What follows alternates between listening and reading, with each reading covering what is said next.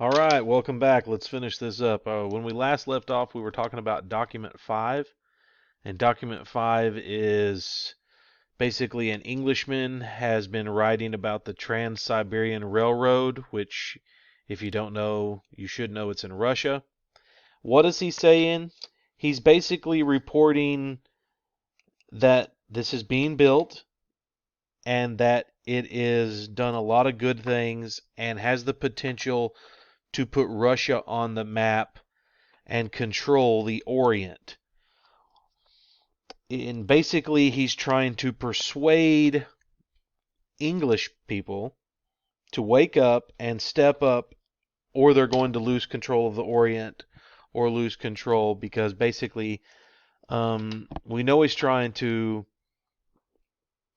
We know he's trying to persuade just based upon the language that he uses. He's basically saying that they're allowed to use transport masses of soldiers, transport all these things, and bit by bit they're going to grow in power and capacity.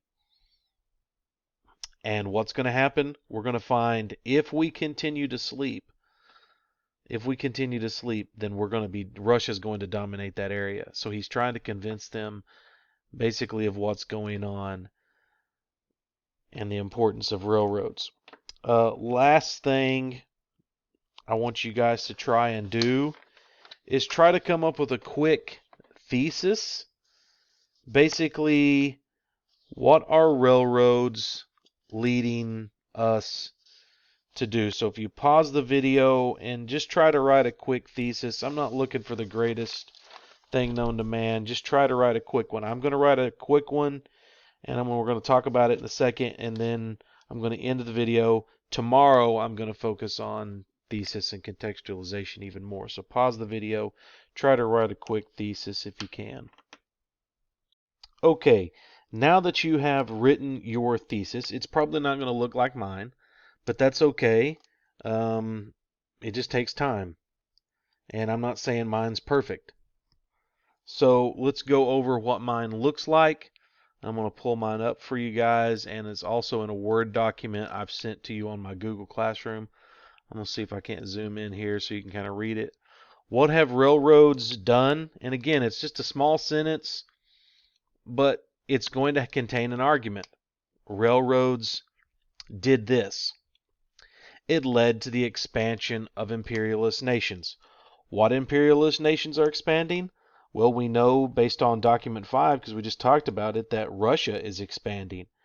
We know that the Ottomans would like to expand. We know that in Document 4, it's England is basically trying to gain control of Africa. So we know that railroads are expanding of imperialist nations.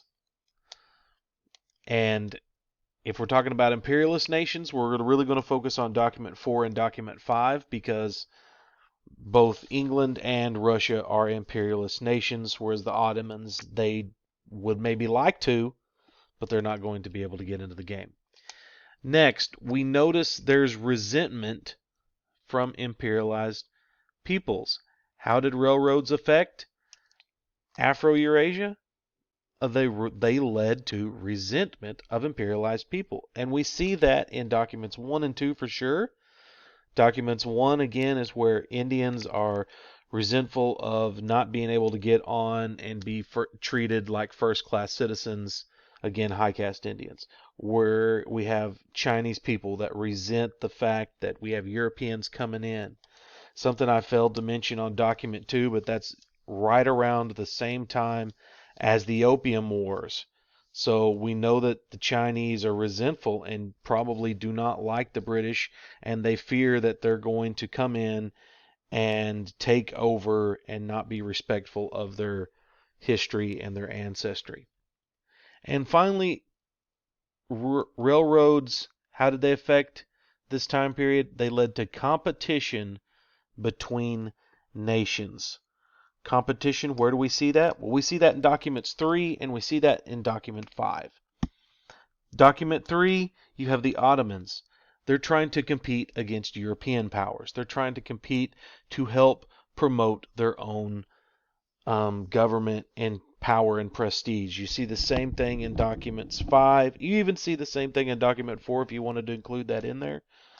They're trying to push their power. They're trying to compete.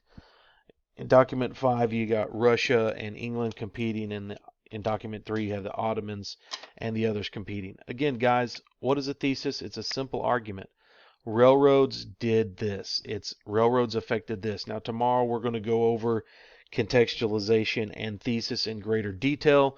So you'll probably see a revised version of this on tomorrow's. So hopefully I didn't take too long. Sorry this led to 2 videos, and have a good day.